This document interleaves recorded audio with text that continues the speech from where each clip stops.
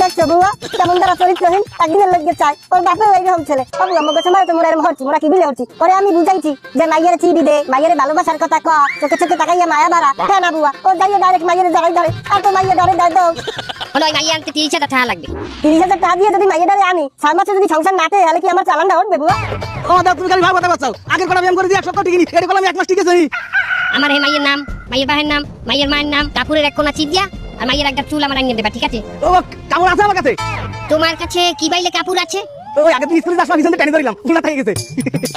আরে তোমার এই পোয়াই কত খোপের মুড়া যে ডরবে ঠিক আছে যাও আমার টাকা দিলাম আনিয়ে দিব অনেক সোজা চাচা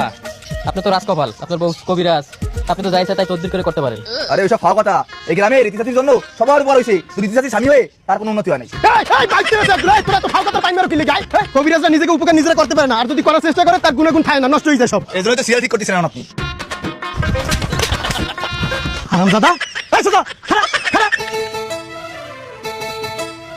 এই থতমা আউ গো কি সুমা দেবা সুমা থতমা আউ গাইবাও হ্যাঁ কি সমস্যা